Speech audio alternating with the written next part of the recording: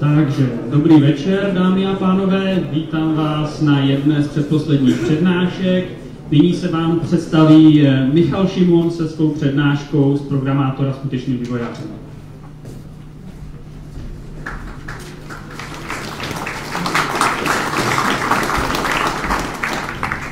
Ahojte, tyho vás tady je úplně hodně, to jsem nečekal ani. Ale to je dobře, že vás to zajímá, protože aspoň mluvím těm správným lidem. Já se teda zkusím na úvod nějak lehce představit, jsem Michal a už asi 8-9 let dělám takové různé webové aplikace od nějakých malých stránek po e-shopíky. V poslední dobou jsem se dostal trošku větším aplikacím, možná jste byli na další přednášce o Raynetu a zákaznické podpoře, tak i Raynetu něco málo dělám. Takže rád bych vám tady o těchto projektech popovídal. Ještě bych zmínil jeden zajímavý projekt, a to je portál o mobilních telefonech Windows Phone, který dělá, jmenuje se Webmania. V podstatě rád bych, nebo takhle, na tomto projektu jsem si prošel taky spoustu zajímavýma i failama, i nějakýma jako problémama a rád bych vám tady to něco také řekl. Tak, já se hned na úvod zeptám vás, chtěl bych od vás vědět, kdo z vás dělá na nějakém projektu, kde je aspoň 2 a více lidí. Zkuste zvednout ruku. Tak to je výborné. Ještě bych na úvod řekl něco málo k tomu názvu té přednášky, protože tak nějak tuším, že možná v některých z vás to vzbudilo nějaké jako kontroverzní myšlenky, takže bych rád na úvod nějak aspoň pro účely téhleté přednášky uvedl na pravou míru to, jaký já cítím aspoň tady v rámci téhleté přednášky rozdíl mezi programátorem a vývojářem. Budu o tom dneska mluvit tak, jakože programátor to je ten, který prostě tvoří ten kód, udělá ho, hotovo. Jo? Ale vývojář by měl nějakým způsobem se starat o to, jak ten kód i cestuje v rámci toho celého kolečka softwarového. To znamená, jakým způsobem je testován, jakým způsobem se dostává na servery a tak dále. Takže vývojář neustále něco vyvíjí, jo? A je to vlastně kontinuální proces, není to jenom naprogramovat a hotovo. A o tom bych chtěl právě dneska mluvit. Takže si pojďme o tom programování jako takovém něco říct. Možná někomu z vás bude povědomé tady tohleto. To jsou moje zkušenosti, kterými jsem si prošel. Je to o tom, že prostě takhle jsem to dřív dělal. Jednoho dne jsem si řekl, že to takhle dělat nechci. Možná můžete zkusit zvednout ruku, kdo aspoň něco z toho jako zažil, nebo máte nějakou zkušenost. Výborně, výborně. Tak, no a teď si, jako, když už víme, jak se to dělat nemá, tak si pojďme si říct, jak se to má dělat, nebo aspoň pojďme si ukázat nějaký reálný příklad, by to mohlo být. Tak, jak určitě vidíte tady z toho, je to kontinuální proces, jo? To znamená, není to o tom, že se to udělá jednou, ale je třeba neustále dodělávat nějaké featurey, no, ty featurey testovat, potom nasazovat je na reálné servery a to všechno pořád dokola. Je to prostě nekonečný proces a je třeba se k tomu taky tímhle způsobem postavit. Všechno samozřejmě začíná u nějakého plánování. Mluvil jsem o té Webmanii, tohle třeba je Trello, které používáme a vlastně všechny kartičky, všechny tasky, všechny issues si řadíme do takového sloupečku. A ty sloupečky jsou následující. Jedná se o to, že vždycky, když nás cokoliv napadne, že bychom to mohli implementovat, nikdy to okamžitě nezačneme implementovat. Jo? Vždycky si to hodíme do sloupečku Ideas, tam je kartiček spousta a postupně teprve vybíráme na základě různých kritérií, co budeme implementovat, kdy to budeme implementovat, jestli se to vůbec vyplatí, jestli ten problém třeba za nějakou dobu nepřestane existovat, nebo, a tak dále. Když vlastně už se rozhodneme, že to chceme implementovat, tak to přesuneme tu kartičku do backlogu. V tom backlogu vždycky se snažíme držet třeba kartičky na nadcházející měsíc, ať tam nemáme spoustu věcí a pak nevíme, čeho se pustit první. A ještě řadíme jejich pořadí od vrchu dolů podle priority. A vždycky se ptáme, jakou to má business hodnotu, jo? Jestli to, když to implementujeme, jestli to výrazně pomůže těm uživatelům třeba, nebo stabilitě té aplikace, nebo cokoliv jiného, anebo to bude bezvýznamná věc. Jak dlouho ten vývoj třeba potrvá, jo? Protože jestli to je feature, která trvá měsíce, tak se vyplatí upřednostnit něco, co trvá den a už to tam může ty měsíce být, jo? Když to je třeba méně hodnotné, ale nebudeme to blokovat. A samozřejmě kvůli, já nevím, sezónním věcem a tak dále, je třeba některé kartičky upřednostnit. Takže, tady to nechám bez příkladu. Myslím, že každý máte svůj příklad na svůj business. Samozřejmě jsou nějaké chyby, které se řeší do určité míry prioritně, pokud jsou zásadní, pokud ne, tak je třeba je tam nenechat vyhnít, což samozřejmě některé chyby tak bývají, že, to si budeme povídat.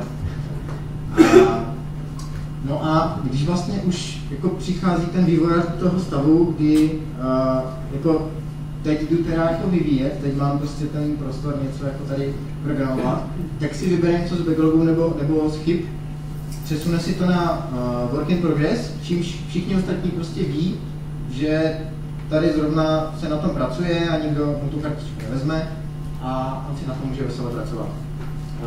Až to je hotovo, tak se to přesune do sloupečku Quality Assurance, což je nějaký proces testování, ať už se jedná o automatizované testování, a nebo že to musí otestovat nějaký člověk. Jo? Budeme se o tom bavit samozřejmě dál.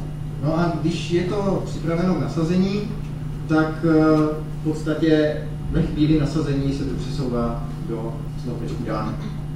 Jednou třeba měsíčně se sloupeček Done archivuje, ať tam zase nehníje spousta kartiček a máme vždycky každý měsíc přehled o tom, kolik se udělalo věcí a tak dále. Takže tu máme nějaké plánování. Pak přichází samotné programování. Jo. A spousta programátorů nebo jiných třeba kamarádů dělá to, že jako já to nějak naprogramuju a jak už se to bude nasazovat, to už není přece můj problém, jako to nějak jako prostě už proběhne v pohodě. Jenomže tak to vůbec není. Jo? Často bývá ten proces nasazování docela složitý a ten programátor by to měl jako mít aspoň na paměti. Měl by dokázat spolupracovat s tím člověkem, který to pak bude nasazovat.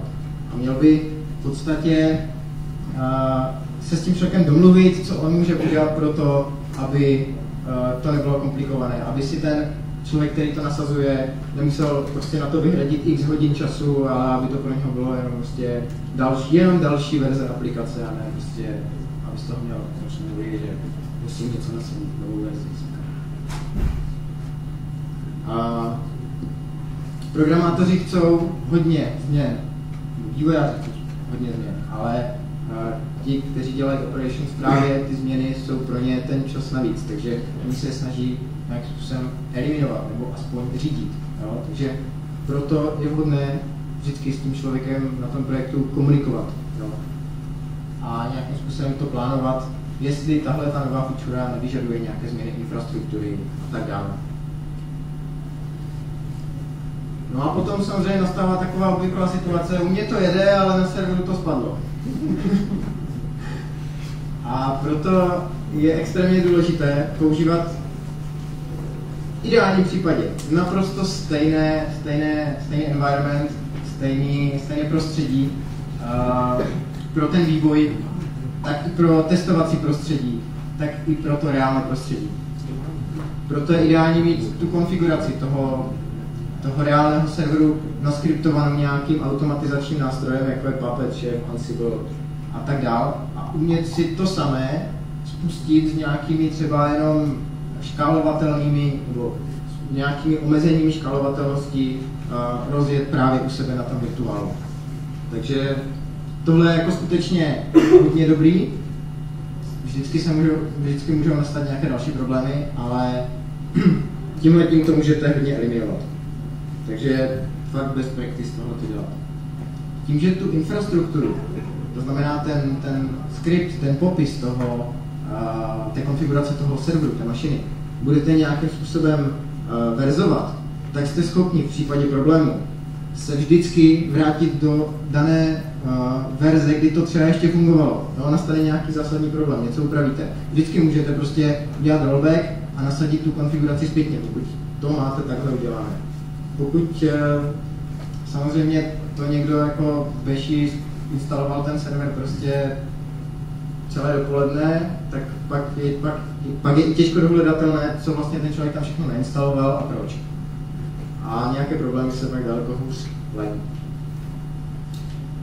A ten programátor by samozřejmě si měl i trackovat svůj čas, protože můj třeba největší problém je odhadování. Prostě někdo po mně chce vědět, jak dlouho ti bude trvat vyvinout tohle. Prostě vždycky musím nějak do určité míry vařit z vody. Jo? Neumím dělat odhady, vím to, ale snažím se to zlepšit tak, že si každou kartičku, kterou dělám, tak si sám pro sebe měřím a pak to konfrontuju s tím odhadem. A říkám si, no tady jsem přestřelil, nebo tady prostě jsem to totálně nedal, nebo tady se mi to náhodou povedlo. Takže jsem pořád ve fázi, kdy jako nejde mi to, ale snažím se to nějak jako kontinuálně zlepšovat. Takže taky doporučuji. Existuje na to spousta toolů má třeba i to napojení s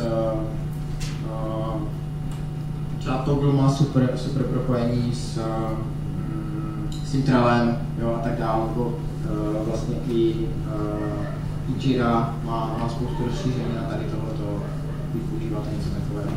To třeba používáme tady na tu Jiru, která je na mě až někdy moc složitá. Nicméně je to super vědět, jak dlouho vám to zpětně trvalo a jestli jste to odhadli dobře, abyste se mohli zlepšovat. Tak. Teď přecházíme do té zajímavější části, co se týče vlastně procesu té aplikace, a to je nějaký znovu opakovatelný build té aplikace, nebo prostě sestavení nějakého balíčku. A je hrozně důležité, aby to bylo opakovatelné a do posledního kroku vlastně popsané nějakým jednotným skriptem. Uvedu příklad, dělal jsem nějaký e-shopík a prostě klient si vymyslel, že chce tady přidat ikonku. Já jsem samozřejmě s grafikem jsme vykomunikovali tu ikonku, on mi dodal SVGčko, já jsem ji potřeboval převést do fontu, jo. A tohle jsem dělal všechno ručně, to znamená, že jsem použil nějaký online nástroj, jako Iconmoon nebo takového něco, tam jsem nahrál ikonku, nechal jsem si vygenerovat nový font, ten jsem updatenul a tak dále. Jenomže tohle jsou všechno věci, které já jsem před tím nasazením té aplikace musel udělat, ale nešli automatizovat. Prostě nemohl to udělat někdo jiný, nebo mohl, ale musím mu vysvětlit, co všechno za kroky musí udělat. A ve chvíli, kdy ta aplikace roste, tak těch kroků je prostě brutálně moc. Potřebujete Composerem nebo Bundlerem, NPMem stáhnout všechny externí závislosti. Potřebujete vyřešit celou asset pipeline pro JavaScripty, pro CSS, jo, pro... Určitě tam je strašné množství dalších úkolů, které prostě ve vašich aplikacích máte a oni nebudou ubývat, budou jenom přibývat. Takže čím dříve budete mít jeden nějaký skript, ve kterém si to popíšete, tak tímhle to pro vás ušetříte si spousta problémů, protože ve chvíli, kdy někdo zapomene udělat byť jediný krok v tom buildu před tím deployem, tak to může znamenat velký průser. No a výstupem vlastně je nějaký balík. A proč balík? Protože obsahem toho balíku je vlastně celá ta aplikace, všechno, co ona potřebuje. Jo, a je třeba ji jenom jakoby nasadit na ten server potom, komplet. Jo? A k tomu vám právě můžou pomoct různé automatizační nástroje. Jako třeba, já mám třeba nejradši Jenkins, protože se v něm dělá, je to open source, dají se v něm dělat, můžu si nastavit fakt hodně věcí po svém, ale samozřejmě jsou i nějaké cloudové nástroje, nějaké zkušenosti mám třeba asi CircleCI nebo Travis, ten je právě super na open source projekty, tam ho máte vlastně úplně zadarmo. A ulehčí vám strašně moc věcí. Vy tam prostě řeknete, co všechno se má dít. Jo? Třeba, když vlastně vývojář udělá nějaký commit do Gitu, tak ten Jenkins umí poslouchat na tom Gitu pomocí hooku a vždycky spustí build po každé, když přibude nějaký nový commit. Což je super. Ten popis toho samotného buildu se dá řešit buď nějakým antem, makefilem nebo klidně i bashovským skriptem. Je to o tom jenom, jakou tu vaši aplikaci máte.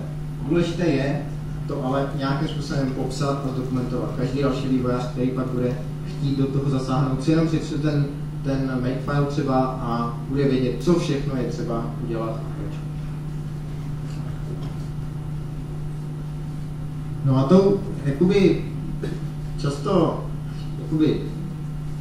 to, co se děje často u projektu, je, že probíhá nějaké testování. Otázkou je jak. A samozřejmě můžete dělat nějaké automatizované testy, můžete měřit různou kvalitu toho kódu, to znamená, jestli třeba se dodržuje nějaký coding style v té aplikaci, jestli tam nejsou třeba nějaký copy-paste kusy kódu, jo, které by se daly prostě vyčlenit do nějaké třídy například. Jo.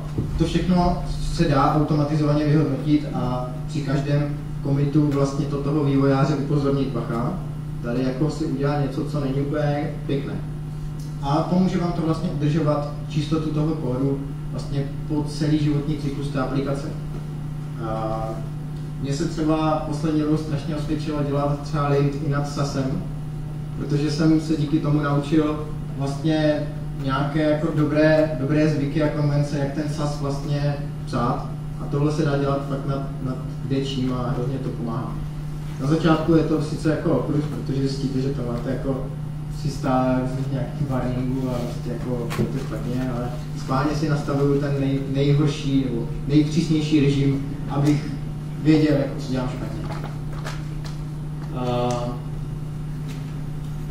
Samozřejmě dalším krokem je dělat uživatelské testování. To znamená, aby si k tomu sednul někdo, kdo jakoby ví, že přibyla nějaká feature a proklikal to. Vždycky aspoň ty kritické scénáře, pokud je to e-shop, takže jde udělat prostě objednávka. Je prostě triviální, ale je třeba to po každé vyzkoušet, jestli náhodou nějakou jinou změnou jsme neudělali nějaký problém v tomhletom kritickém procesu. Samozřejmě potom, pokud je to hodně vizuálně náročná aplikace, je třeba testovat na prohlížeči nebo operačními systémy, záleží, co vyvíjíte.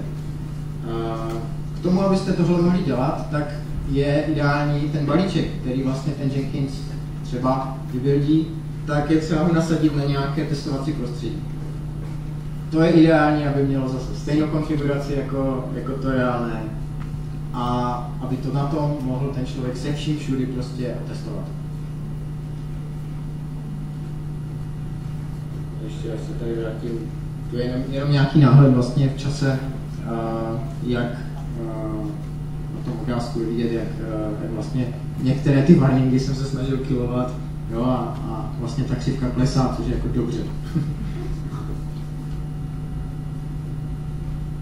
Tak a tohle je vlastně nějakým způsobem ta nejdůležitější část toho vývojáře, nebo starost toho vývojáře. On by se měl starat tady o tuhle část té konečné smyčky, ale měl by mít přesah i do té oranžové části a měl by nějakým způsobem tomu jít naproti, aby i ta druhá půlka šla nějakým způsobem vylepšovat a dobře dělat pro ty ostatní lidi.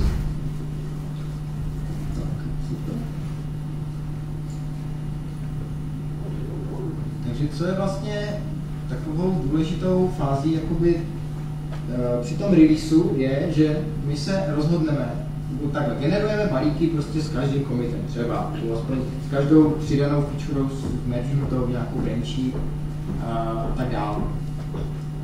V určité fázi, nebo s určitým třeba 10., 15. balíkem se rozhodneme, jo, to už je docela dobrý, jako už tam je v té aplikaci to, co jsem chtěl, splnil jsem nějakým způsobem ty business cíle, minimálně v rámci té kartičky a v tom případě se a prošlo samozřejmě i testování, není tam žádný zásadní problém.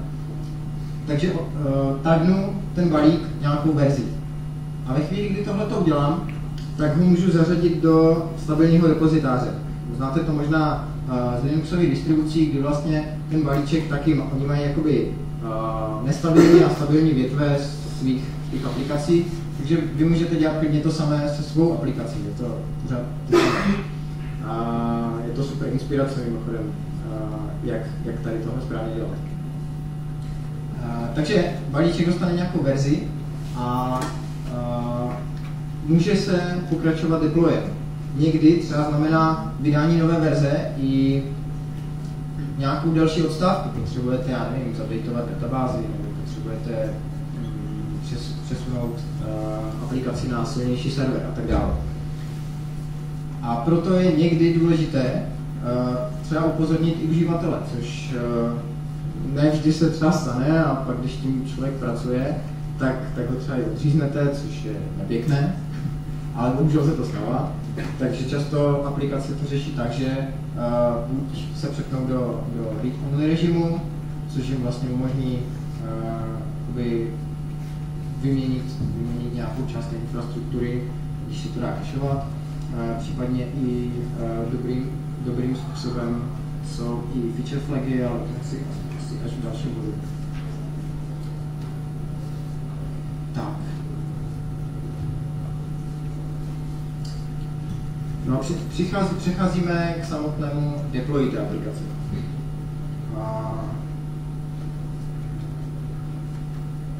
První důležitá věc je, že ten deploy vám vlastně tu aplikaci znestabilní po určitou dobu. Někdy to může být, pokud je to nějaká webová stránka, tak to může být jako krátký okamžik, ale pokud třeba potřebujete dělat nějaké databázové migrace, nebo potřebujete updateovat nějakou část infrastruktury, tak to můžou být i docela dlouhé časové úseky.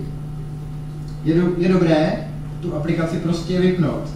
Jo, a radši uživateli ukázat nějakou maintenance stránku, než prostě mu ukázat jako error, něco se pokazilo. Jo, ten člověk to vezme daleko lépe, než když prostě uvidí error, nefunguje mi to, já to kašlu prostě pryč. Vybere si konkurenci prostě třeba. Tohle mu říká, my na tom pracujeme, pořád prostě to vylepšujeme, jenom nám na to musíte dát pár minut, abychom byli schopni vám nějaký update prostě dodat. Ten deploy. Samozřejmě, pokud jste někdy dělali nějaký webík, tak možná máte zkušenosti s tím Total Commanderem, který tam byl na začátku, ale měli byste tohle dělat prostě automatizovaně, nikoli ručně, protože tím se vyhnete tomu, že zapomenete nasadit něco, jo? Nebo prostě měli byste ten proces jako takový mít zmapovaný, popsaný v nějakém skriptu a ten skript prostě jedním tlačítkem nebo příkazem prostě jenom spustit. No a čekat, co se stane, může se to pokazit. Ale ve chvíli, kdy třeba ta verze aplikace, kterou vy máte připravenou, jakože už je stabilní, a náhodou má v sobě fakt nějaký bug, který jste neodhalili, tak vždycky můžete díky těm balíčkům nasadit předchozí verzi. Jo, zjistíte, že je nějaký problém, třeba pustíte to, já nevím, pár uživatelům, nebo když je to třeba hoďku 2, zjistíte nějaký kritický problém, když na to přijete vy, tak je to ta nejlepší situace. Když na to přijde uživatel, je to vždycky mnohem horší. A jste schopni prostě zcela jednoduše se vrátit na poslední stabilní verzi a fixnout ten problém. Což ve chvíli, kdy jedete přes nějaké FTPčko a sypete tam ty soubory jen tak ručně, tak nevždy bývá úplně snadné. Takže to vás nějakým způsobem chrání před tím, že budete muset čelit nějakým jako zásadním problémům, že prostě dokud to nefixnete, tak prostě tam bude ta chyba. Vy to můžete fixnout úplně v klidu a můžete tam mít prostě dočasně starší verzi aplikace. Tak, ještě něco jsem chtěl tady říct. Jo. Ty stabilní a nestabilní repozitáře těch balíčků jsou fajn proto, že já jsem to třeba stalo konkrétně, že jsem omylem nasadil na produkční server balíček, který nebyl označený verzí. To znamená, nebyl určený pro deploy, ale byl nějakým způsobem jenom pro testování. Nasadil se na staging, ale já jsem umylem ho prostě nasadil i na produkci. Což samo o sobě, zjistil jsem to velmi brzo, takže jsem byl schopen tam nasadit správnou verzi, ale právě jako ta lidská chyba je nejnebezpečnější tady v tom. Krásné by bylo, kdyby na ty servery ve výsledku neměli přístup lidi vůbec. Což možná někteří chápete jako, a co budu pak dělat? Ne. Je to o tom, že vy si tu infrastrukturu jako takovou jste schopni téměř na 100% naskriptovat. A jste schopni nějaké updaty dělat vyloženě tak, že se nějaký skript připojí přes SSHčkou, dělá tam nějaké změny a vy nemusíte se připojovat na ten server jako člověk. Dělá to za vás ten skript. A vy jste schopni ten skript verzovat, jste schopni se vrátit do té původní konfigurace a tak dále. Tak.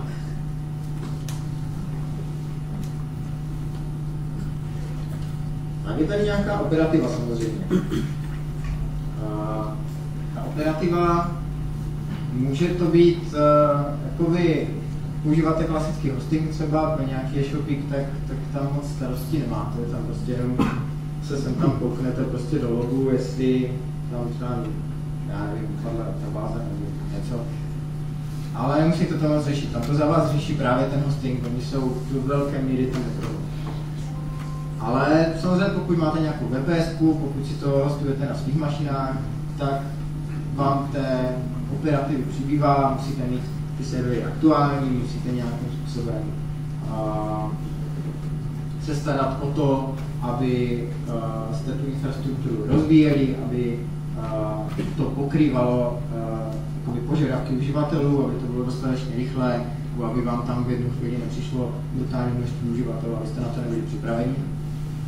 Takže tohle všechno se skrývá vlastně pod tímhletím bodem a myslím, že to vůbec není málo, často je na to prostě speciální člověk, který řeší jenom tohle.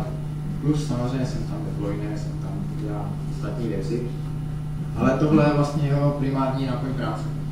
Nedávno jsem objevil super službu PagerDuty, která když nastane nějaký problém, tak vlastně mi pošle SMS-ku a já vlastně vím, že se něco děje mnohem dřív, než ten problém vlastně ve výsledku nastane, kdy ten server třeba padne na nedostatek paměti nebo něco. Já jsem schopen prostě zasáhnout a udělat s tím serverem něco. Což sice není úplně ve 3 ráno ideální, ale jako záleží, jak je to pro vás důležitý business nebo jak ta aplikace pro vás důležitá. Tak. Samozřejmě ten člověk musí řešit i to,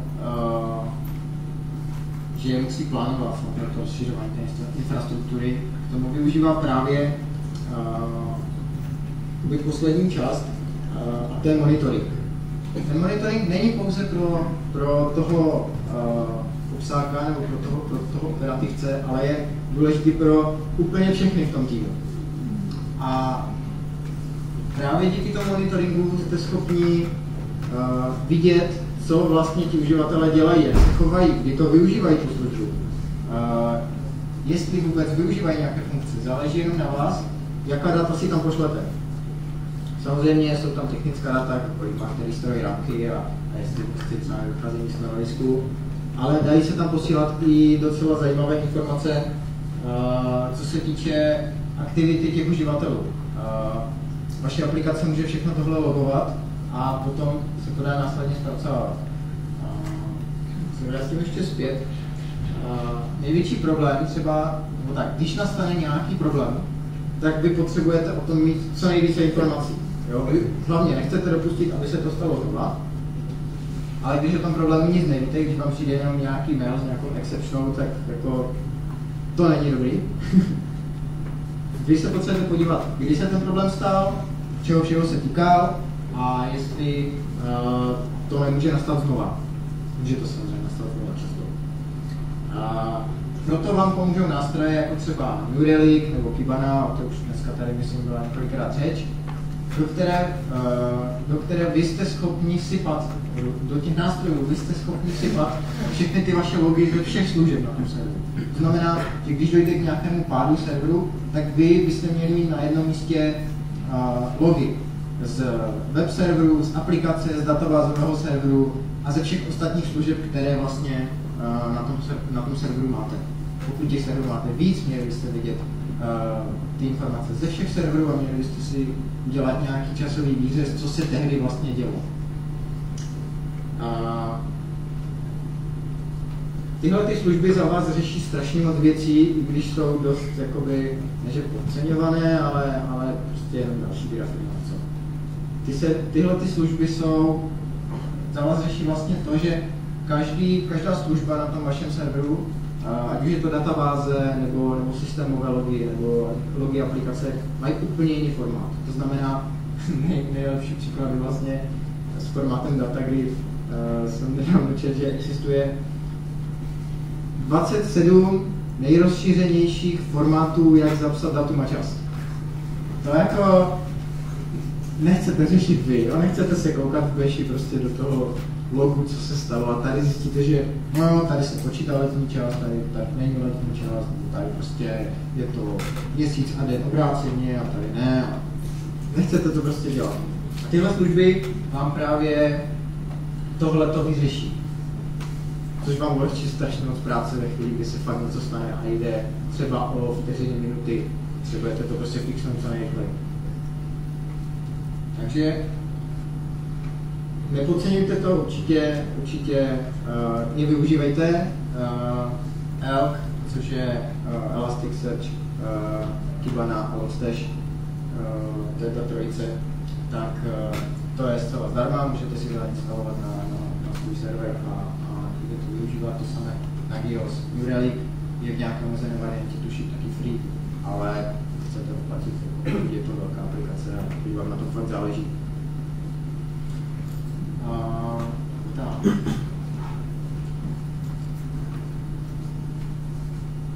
Projeli jsme si to kolečko a tohle by se v podstatě mělo dít třeba co 14 dní nebo co týden. To znamená, vyberete si v Trellu v jakémkoliv jiném nástroji kartičku, rozhodnete se, jestli budete prostě teďka tento týden implementovat, jestli je to zvládnutelné, není to zvládnutelné, kolik těch kartiček případně váš tým naimplementuje, kdy se budou testovat, jestli se budou testovat, do jaké míry se budou testovat, jestli do toho zapojíte více lidí na uživatelském testování, nebo jestli to pokryjete nějakými automatizovanými testy a tak dále. Jo? Prostě je třeba si projít sem tím kolečkem a ten vývojář by toho kolečka měl být součástí. Neměl by být pouze tím programátorem, který nabuší ten kód a hodí ho někam třeba do repozitáře a dál už se mě nestará, prostě to už nějak zpracujte.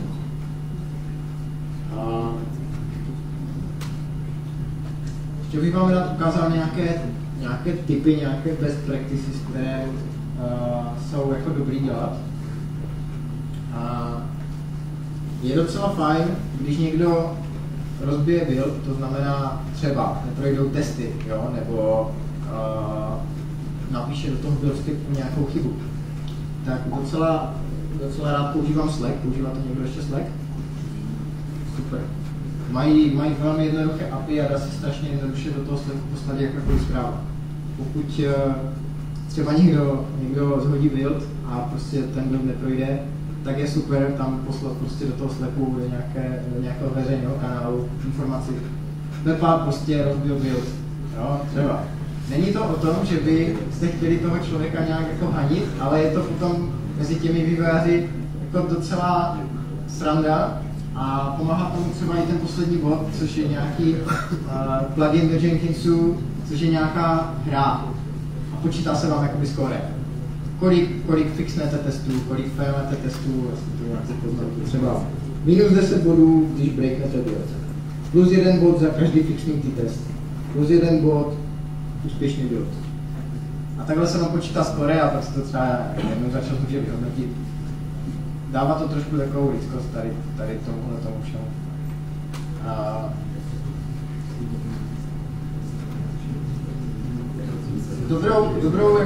Dobrým zvykem je nasazování těch záloh na ten staging. To znamená, vy můžete testovat, nebo může probíhat to uživatelské testování nad reálnými daty, třeba ze včerejška. Získáte tím dvě věci. Jednak to testování děláte dobře, protože tam máte přesně ty případy, na kterých to může sahat, ale taky vy vlastně víte, že zálohujete dobře. Jo, vy máte zkontrolováno, že záloha ze včerejška proběhla dobře, protože jste ji vlastně obnovili jenom na jiný server. Takže určitě doporučuji, mně se to strašně osvědčilo a hrozně mi to jakoby pomáhá při různých hledáních cíl a tak dále. Někdy dělám dokonce to, že si to zálohování a nasazení vynutím v reálném čase. To znamená, že potřebuji, tady nastala nějaká chyba, já provedu zálohu, což je třeba pár minut, nasazení taky je pár minut a třeba do 15 minut mám prostě prostředí, které je identické s tím reálným, můžu si tam dělat co chci, můžu ty data měnit, můžu to celé rozbít, no a co, zítra se to stejně, to se přepíše do dnešní zálohy. Poslední bodem, který tam mám, tak je generování grafické style guide. Pokud děláte nějakou aplikaci nebo třeba i třeba e-shop, tak často potřebujete implementovat nové funkce, ale i graficky nové funkce. A ty CSS nebo vůbec jako ta grafika začne být určitou chvíli pain pro vás. Jo? Začne vás to bolet, jak máte všechno rozházené všude. Každý se v tom snaží držet nějakou strukturu, ale ne vždycky se to úplně povede, někdy potřebujete prostě něco udělat rychle a dopadá to potom špatně.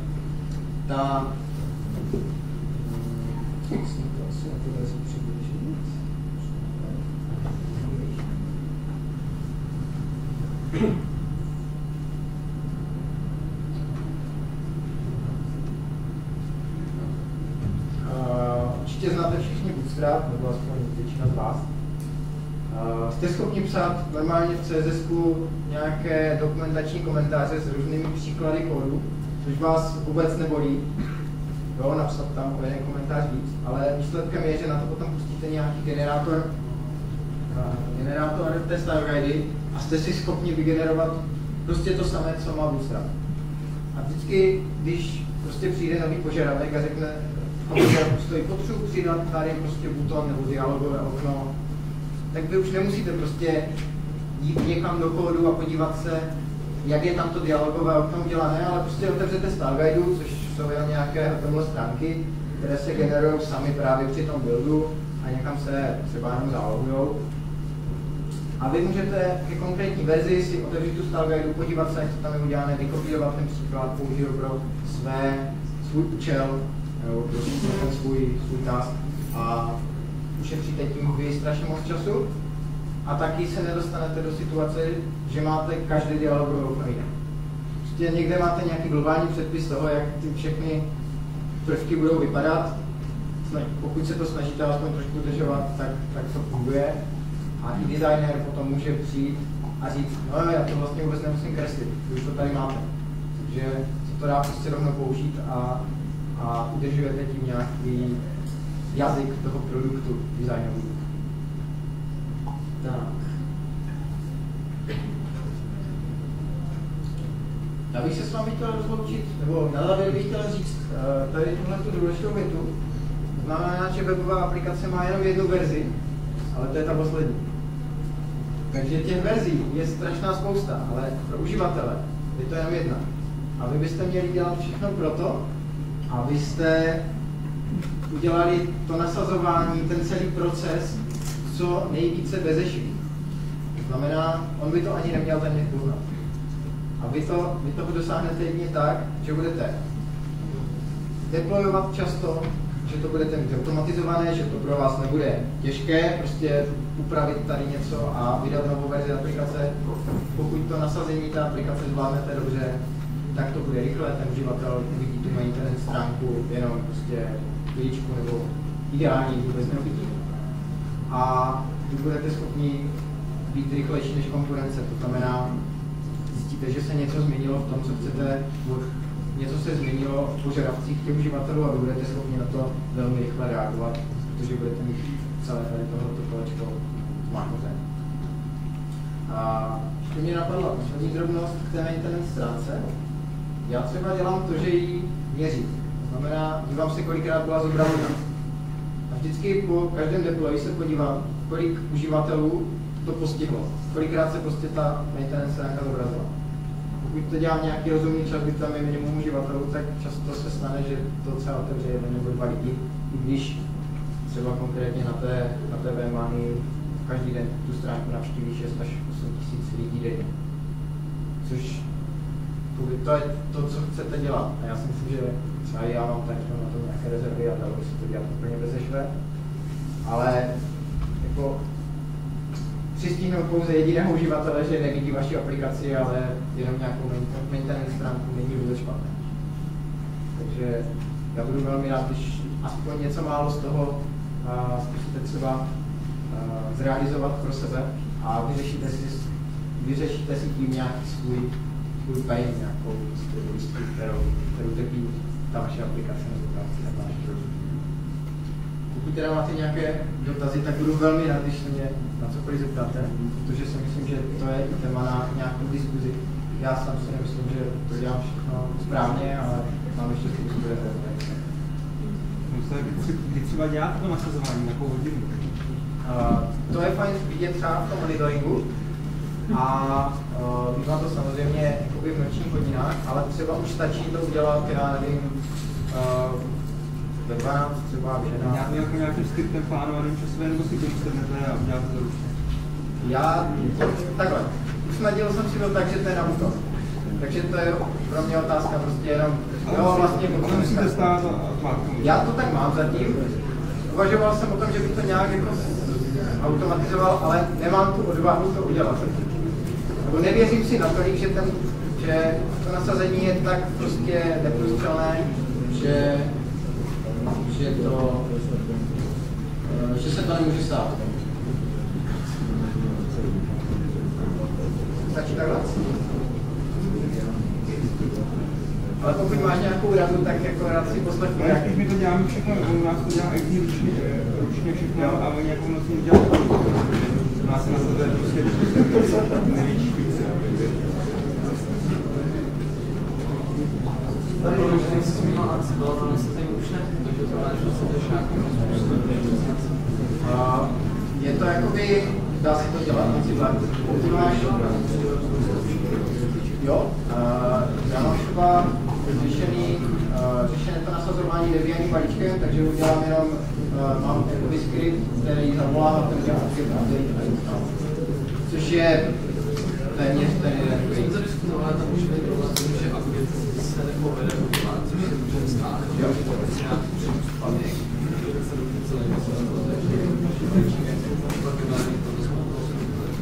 je to problém určitě, takže jsem zvažoval, že nám si bylo, nejsem ve fázi, kdyby mě to limitovalo, takže vždycky tady ty změny děláme někdy s tím, že je to prostě tak, že mě to limituje potřebuji to návod, jako teď tam to dělám automatizovaně, tohle je prostě zkrácení na velké minimum, ale může to být větší projektu samozřejmě ještě na další platformu. Ještě někdo? Tady? Ano. Když jsi říkal, jak děláte ty rovnosti na produkci, tak udělal nějakou update větší aplikace a všechno ve své databázi, tak alternativní schématy tam to databáze. Teďka 3 hodiny si uživatelé pracují, ládují tam třeba nové komentáře, které jsou novinka v této verzi, najdu bug, udělám nové. Když jsem třeba jako poslední, tak mám migrace má to dropnu, ale dropnu ty data, co ty uživatelé vytvoří, že to nám je jinak. Já třeba si nepíšu ty zpětné migrace, nebo tak, pokud vím, že by mi to zničilo data, tak se snažím to řešit jinak, jo? A ty data, ty migrace si píšu schválně jenom jako dopředné, anebo zpětné jenom tam, kde vím, že nepřijdu prostě o něco, co fakt jako potřebuju. Takže samozřejmě jsou výjimky, kdy musím uvažovat. Nemůže to prostě mít dopad na data aplikace, ale takových případů třeba není jako moc. Takže to už potom samozřejmě, měl bych to mít podchycené úplně na 100%, líbilo by se mi to hrozně, ale jako ne. Díky. někdo další?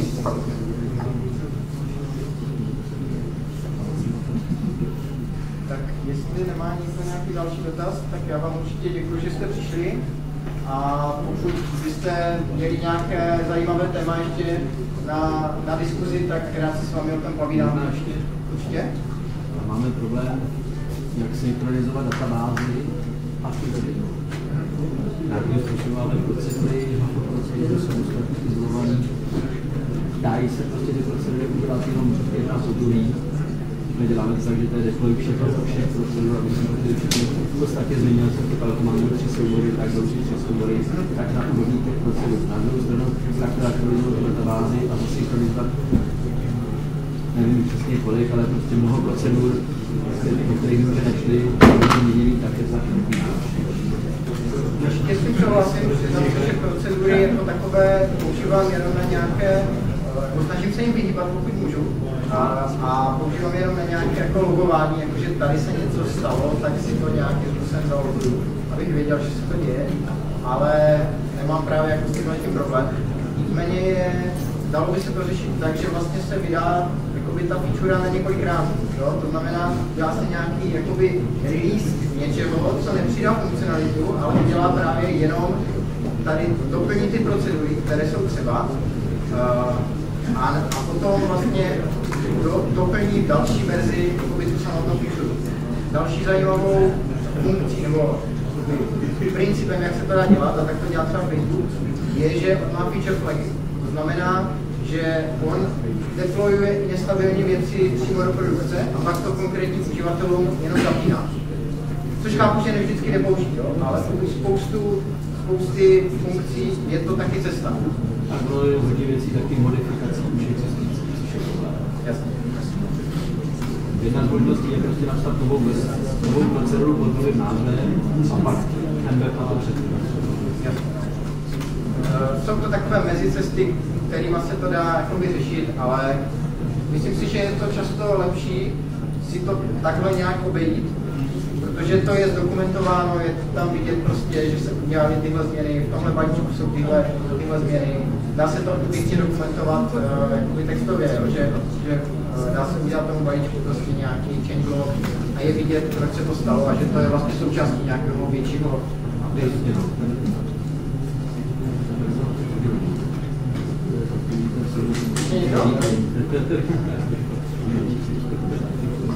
Tak já vám v tom případě děkuji za pozornost a budu se těšit na nějaké